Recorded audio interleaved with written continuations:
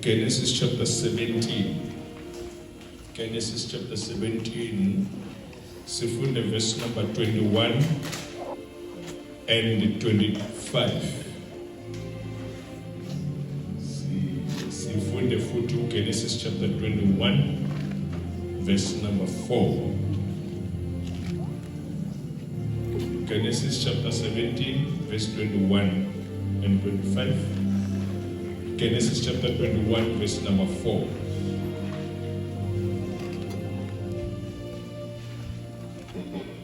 Takuyimba mfungo wa ntwanano. Kambe ndzi ta endla ntwanano wa Isaka, anga n'wana loyi anga velekiwa hi Sara, lembe leri taka hi nguva leyi. Kasi Ishmael n'wana wa yena u yimbisiwile a ri na malembe ya 13. Vito ra wena a ri nga ha vi Abrahama, kambe ri ta va Abrahama,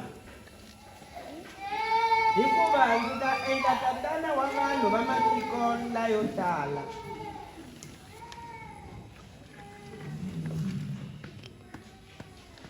This is number 4. Yeah, Genesis chapter 21, verse number 4.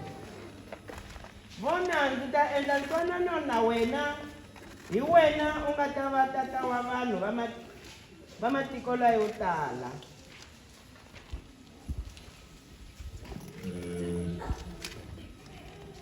Is it 21? Genesis 21, verse number 4. Oh.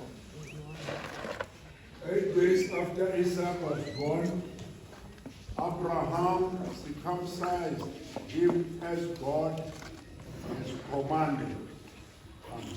Hallelujah. Izwi lenkosi leli liyaphila, ibandla malithi amen. Amen. Siyabonga bazalwana,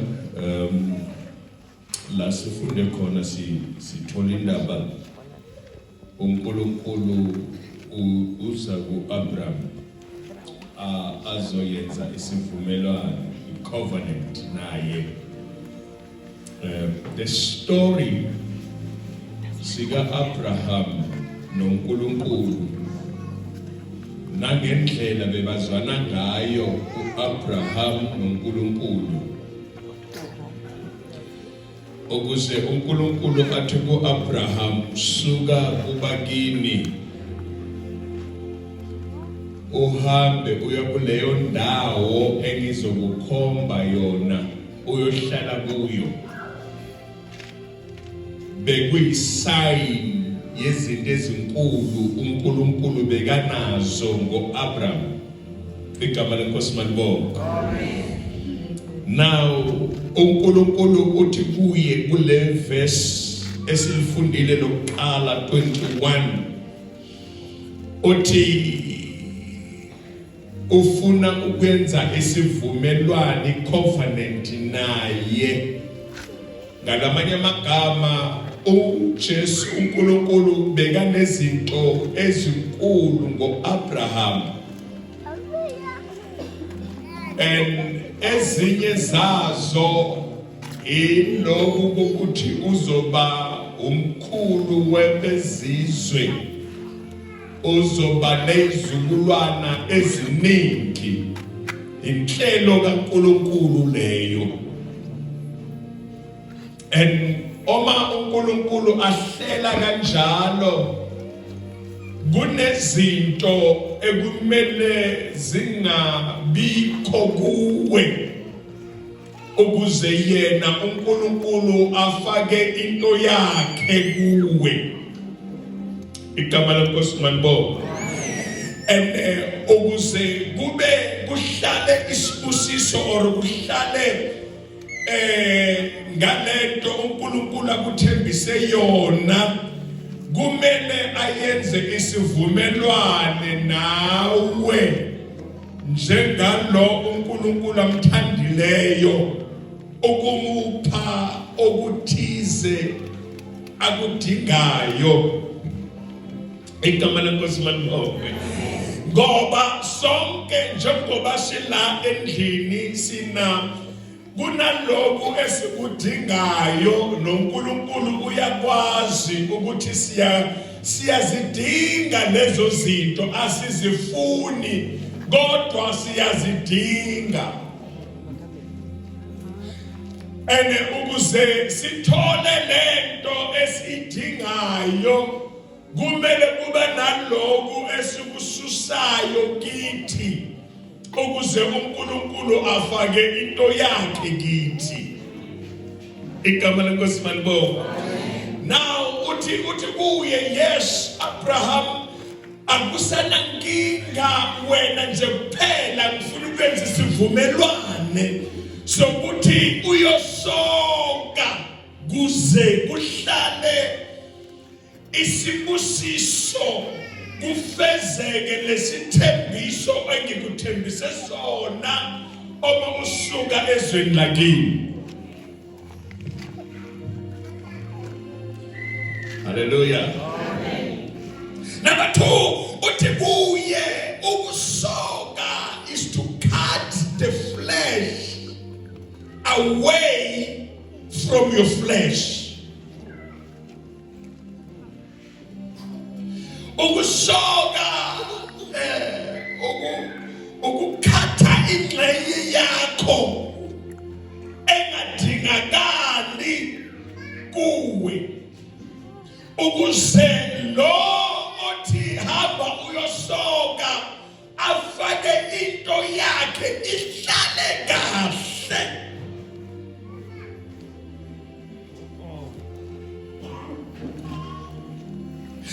Ngaleso sikhathi uAbrahama obakakhulumisana noNkulunkulu bayenza isivumelwano, iBhayibheli lithi uAbrahama bekana 99 years. And kule 99 years already ngoba lesithembiso sokuthi uzoba umkhulu wabezizwe zonke besesikhona manje ugogo uthi kuya ubaba kunini silindile isithembiso sikaNkulunkulu make ungene nje ekameleni nalesisebenzi saseGibhithe ukuze mhlawumbe kuba naleso sithembiso sibe into practice.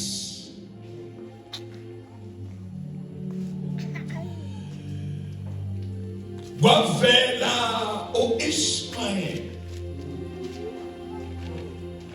and uIshmael akusiyi lo wesithembiso and uIshmael uvela kungakasokwa. Awigama lenkosi malibonga. uIshmael akaveli phezu kwesithembiso nesibusiso, uvela kungakasokwa. Ingxenye kaAbrahama isekhona kuye.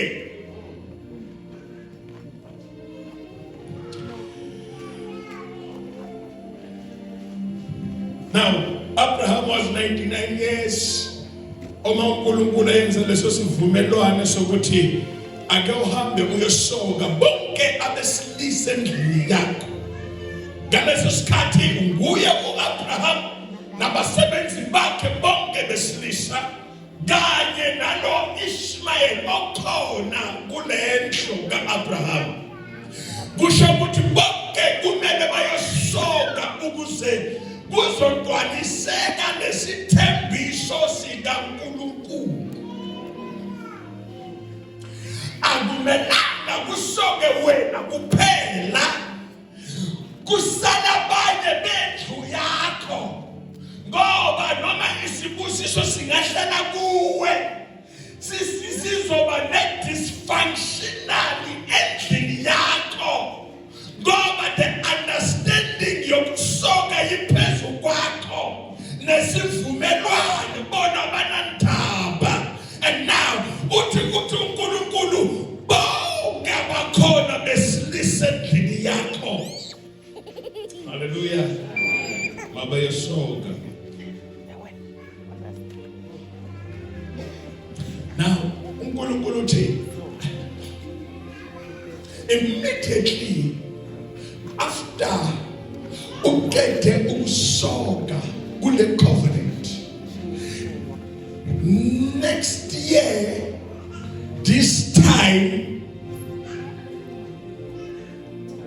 angitshela umakhelwane ukuthi makhe, next year this time omana kucheka nomunye uthi makhe, next year this time omana nokunaki bonke ngobheke phezulu kubaba uthi baba, next year this time.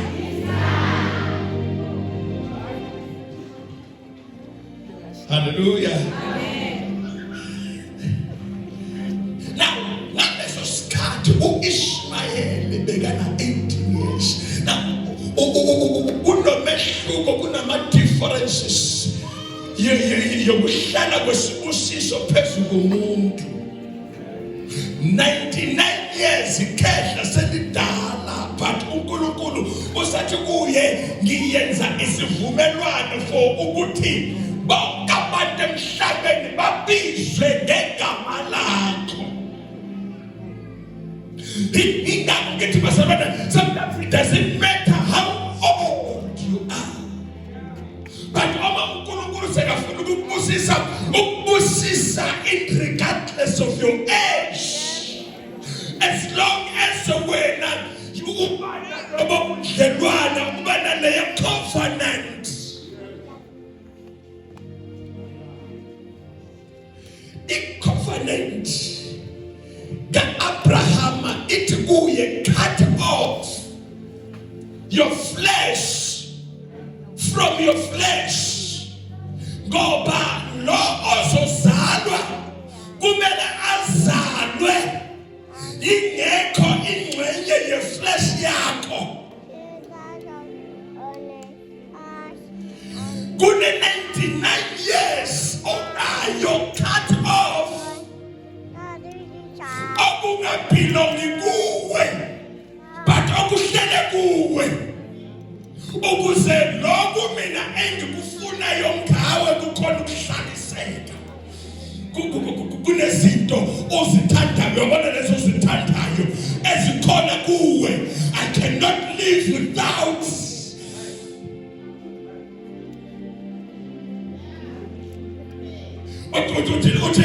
Uthi kule 99 years Abraham ngifuna ukuyenza isivumelwano nawe, covenant, ukuze kuzalwe lo mfana. Yes, it's been a while ngimthembisile ukuthi kuzoba nomfana, kuzozalwa abantu abaningi through yena, but bengeke kukhonakale kusasenengxenye ye-flesh yakho. Uyabona uma kusasenawe, angiyotshela umakhelwane wakhe, uma kusasenawe, uma kusasenawe, into kaNkulunkulu ayihlali. Uma usazifrustana kangcono, into kaNkulunkulu ayihlali. Uma usazazi wena ukuthi nguwe, into kaNkulunkulu ayihlali. Uma usazibona ngathi better than other people, into kaNkulunkulu ayihlali. Uma usabona uhambela phezulu abanye bahambela phansi, into kaNkulunkulu ayihlali. Uthi Abraham, cut it off. Cut it off. I cut it off. Let go ithandayo, cut it off. Le peer pressure onikezwa ngabantu, cut it off.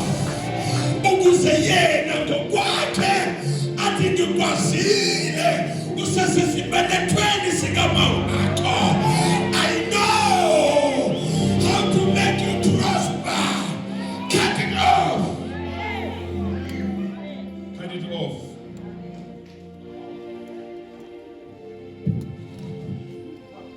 Cut it off. Ayikususi 99 years kuba naleso sivumelwano.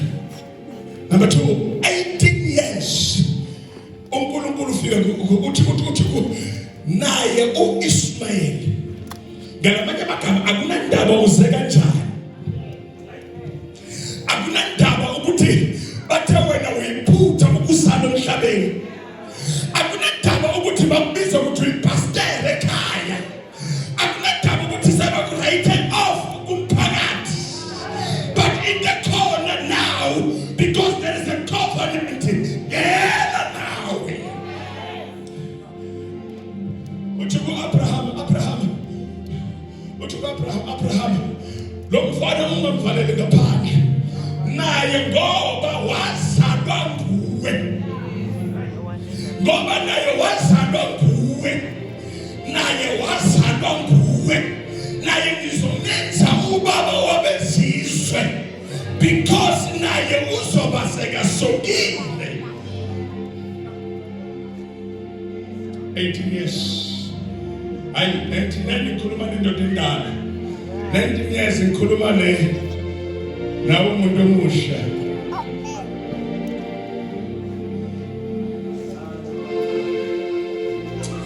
Awuthi sindlule siqede sizohlala sifuna ukuthandaza, sifuna ukuthandaza.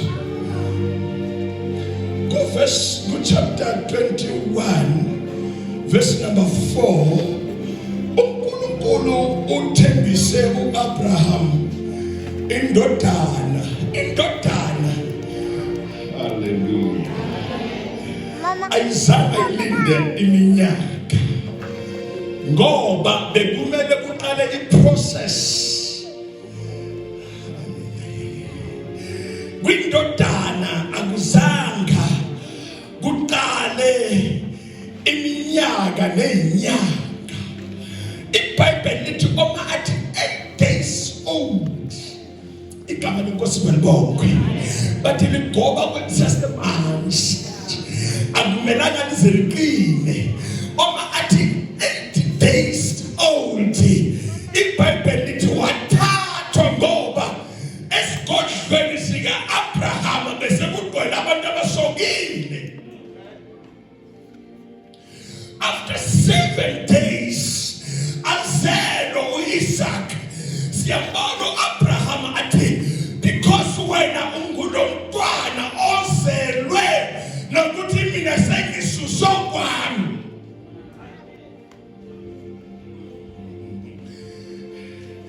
Akumelanga mntana sekhaya uyomntanami uze uyokukwa ngabantu ngaphandle ungakasokwa, ngoba into abayikukayo manje ayisasindwa ngezinto kodwa seyisindwa ngenzalo.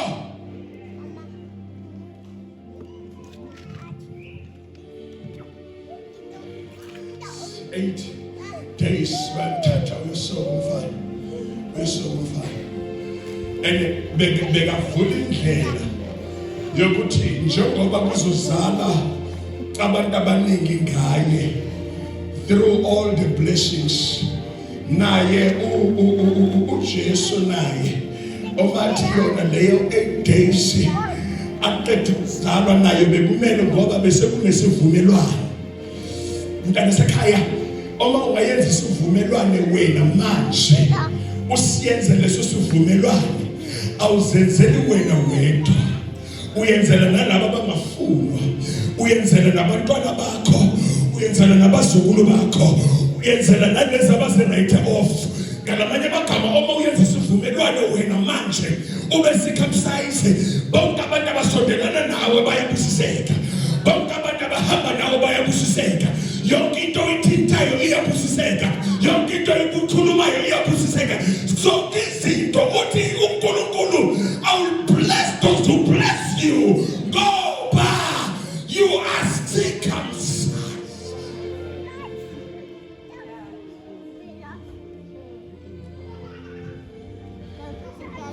Cut it off, Mzalana.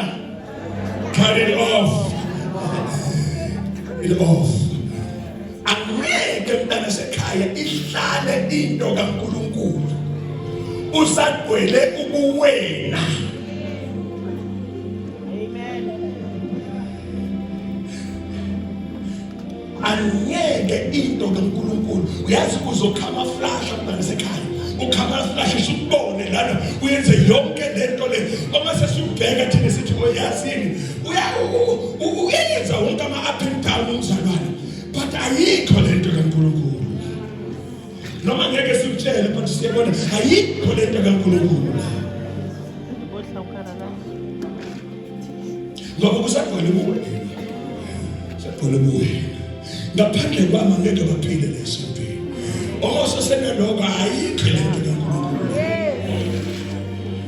Hayingathi nakhuluma nabantu abahlabelelayo, ngaphandle kwami i-worship team angeke ize-function.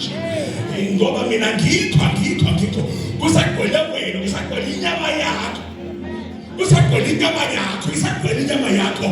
Uma isagcwele inyama yakho siyabheka, sikujongile.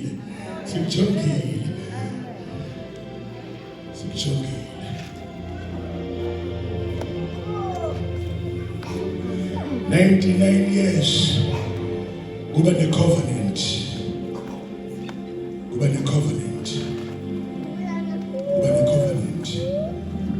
Kuzozama abantu abaningi ngawe.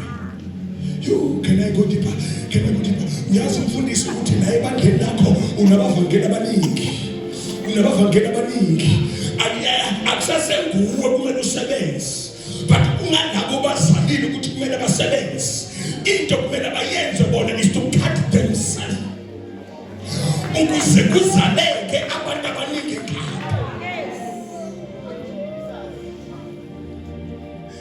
Okunye wena kusamelanga ukuthi uyoshumayela, but the way you behave, you conduct yourself, the way you present uNkulunkulu ngayo wena uma uhambe estradeni, the way you conduct yourself emsebenzini wakho, bayabona ukuthi lona akusasenguye ophilayo, but kunguKristu ophila ngaphakathi kwakhe.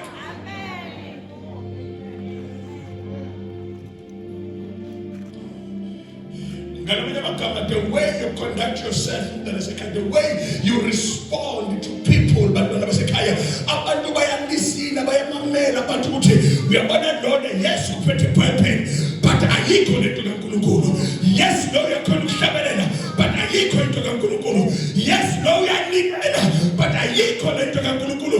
Yonke into uyenzayo esontweni people can see ukuthi lento le kaNkulunkulu ayikho.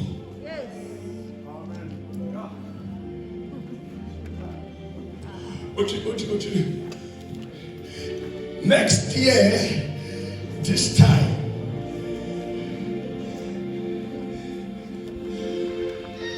Elisha, what a good Gehazi, singamenzela, lo wesifazane, singamenzela, usiphethe kahle, singamenzela, uthi uyembize Gehazi, azele uGehazi kakanantwana. Ukhumbule ukuthi no-Abraham bekanamntwana wesithembiso. Uthi kuye awesifazane, njengoba uyenzela thina kanje, izihamba ongazazi uma uyenzela thina kanje, next year this time Sarah njengoba sowugugile kanje, I don't care ukuguga kwakho, but next year this time Abraham 99 years old, I don't care ukuthi udlule kuphi, but next year this time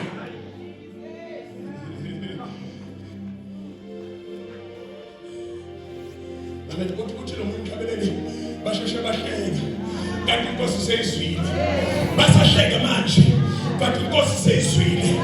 Next year this time ingathi uyobhala kudayari yakho uthi sike saba nemvuselelo eGolomane. Hayi bazalwane, sike saba nemvuselelo last year this time, and lokho bengikudinga sengikubambe ngezandla zami. Umntwana wami ngiphethe ngezandla zami, isibusiso sami ngisiphethe ngezandla zami. Next year this time anginandaba noma sengizoba sengishonile, but Ishmayeli bazoba sebaphende. Akunandaba, uIshmayeli waseGibhithe akusanandaba,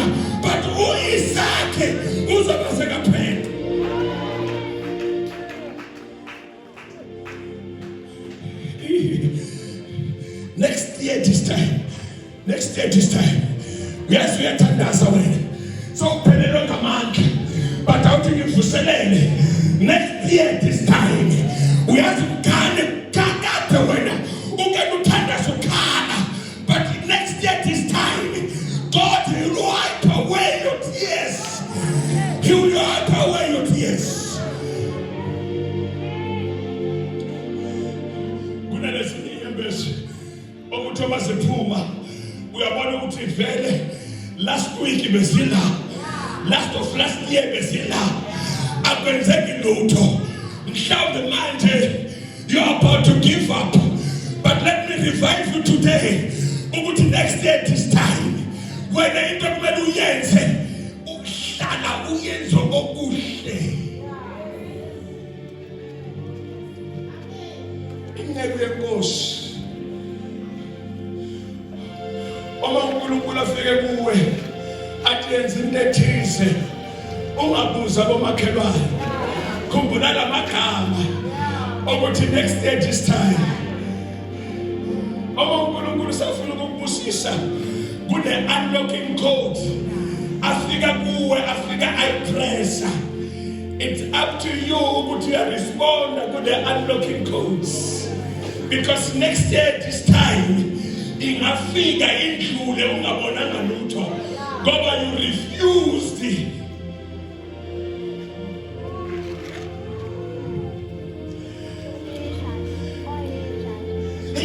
Nithi ngakhuluma nabantu ababu in need of something. Ingathi ngakhuluma nabantu ababu in need of something. Angikhulumi ngabantu ngoba amawanti anama critics kakhulu, but ama-demand, ama-need ilento ukuthi angeke ngiphile ngaphandle kwayo.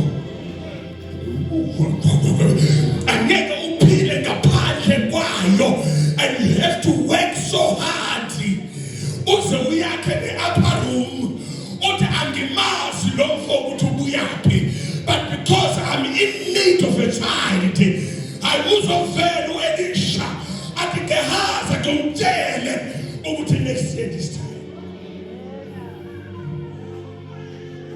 Next year this time. Next year this time. Next year this time. Oma athi 8 days. Ibhebhele Oma athi 8 days. Oma athi 8 days waqeda wasokwa uIsaac. It's where the process of blessings yaba well established. Aneke bazalwana into kaNkulunkulu ibe well established. Kusagcwele iflesh yakho ngokwakho. Uyabona leyo flesh yakho oma isagcwele kuwe.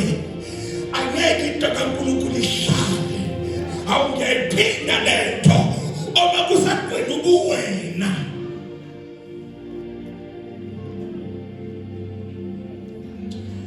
Uyazi into eyenzekayo kubazalwana into hilefuna ukuyisho. Kunini ukhonza la. Kunini usindisiwe. Siyaphuma sona abantu estradeni. Uma sifika sithola abantu estradeni bayasindiswa. Noma bafika lana labantu bayacircumcised la. Wena soloko uqinile. Soloko uqinile. Angeke bangikhole. Laqala yini lesonto. Angeke bangikhole. Izinto zethu lezi. Mospecially wena osebandleni lakithi. Uthi angeke basho lutho. Kumele baqale kini kuqala. Hayizofika intombazana lasekhaya. Isindiswa izolo. Uma ifika lana yasicircumcise. Yalahla konke.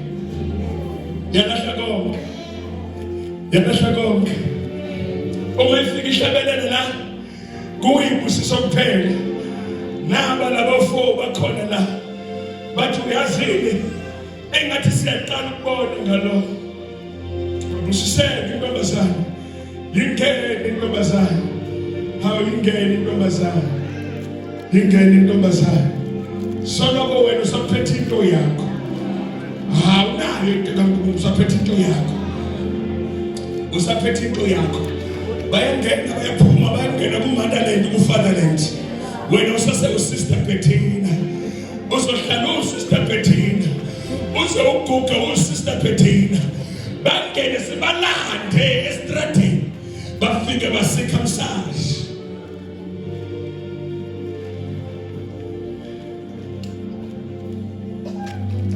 Ngifuna ukukhuluma nalabantu laba ngiyothandaza abantu sothandaza. Labantu abaku in need. Ngifuna ukukhuluma nawe mzalwana in need. Angazi ukuleyo position yokudinga okuthize desperately. But ngifuna ukuprofeta phezu kwempilo yakho. Oma ungayenza isivumelwano noNkulunkulu namhlanje. Next year this time, Baba, I'm just one call away. Abantu abazosuku abazonikeza ubufakazi bathi angisize kumvuselelo. I was in need of these things, but izwi likaNkulunkulu lathi next year this time. Nami ngisho kanjalo phezu kwempilo yakho. As long as uzenze isivumelwano, uthi namhlanje ngidilitha konke. Ngidilitha konke. Ngikhatha konke. Ngisusa konke. Ngisusa ubumina bonke. But next year this time I prophesy against your life. Next year this time uzoba uyiphethe ngezandla zakho. Uzoba uyiphethe ngezandla zakho. Abantwana bakho oma wena sokhathe konke in 7 days time. Bazokhatha konke nabo. Bazothi umfundisi akamzala umfundisi. Umzalwana kamzala umfundisi umzalwana. Awuthi mina ngimtshela ukuthi kungamanga nawo. Into kaNkulunkulu masehlele kuwe through the covenant. Izolandela nabantwana bakho. Izolandela nabazukulu bakho. Izolandela nabayizukulu zakho. Ngoba wena covenant wena noNkulunkulu. Izolandela. Ngoba ngathi ngumfundisi lomzala umfundisi. Ngoba ngathi ngumzala umzalwana. Ngoba lento lento all about covenant. 7 days. 7 days. Hi. 7 days. 7 days. Wafika uJesu, wafika wasicircumcise uIsaac. Wafika wasicircumcise. Izinto zahamba according to God's plan. Namhlanje siyafunga uNkulunkulu kaAbraham. Siyafunga uNkulunkulu kaJacob. uNkulunkulu kaIsaac. It was through the covenant and the cutting off.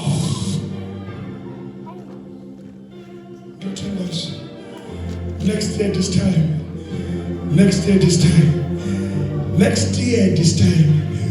Kalumagela magama. Next year this time. Oma ngathi ufuna ukuthenga imoto. Awuthi ngimtshela ukwazi ukuthi uyithenga kanjani. But uma wenza isivumelwano siyacosta. Ake simbuze futhi yena uAbraham. Oma se-Isaac azelwe. Uthi uNkulunkulu ku-Abraham, make uthathe lo. Make uthathe yena lo. Uyenze umhlatshelo ngayo. Ngifuna wena ngikhuluma nawe ofuna umsebenzi ofaka ama-CV. Ukuthi uma uyenza isivumelwano manje, it might cost you in a long way to go. Uma sewutholile umsebenzi uNkulunkulu athi kuwe, thatha kona lokho thembe kona. Enze umhlatshelo ngakho. Uthi ku-Abraham, thatha yena lo mfono uyenze umhlatshelo ngaye. Akunandaba sengikuthembisile ukuthi uzoba ugogo omkhulu obezizwe phansi. Thatha kona lokho. Thatha the best. Ukuze uthole ubungcono, thatha the best. Ngoba uyenza isivumelwano nami. Angeke usaba uAbraham, uzoba uAbraham. It was through the covenant. Angeke usabizwe njengejwayelo because uyenze sivumelane nami. Next year Abraham at this time kuzoba kunomehluko empilweni yakho. Next year this time uzoba usebenza ku-department ethize. Next year this time uzoba sowushadile wena uyindithi yomshado. Next year this time lokho bekufanelekile kuzovuleka.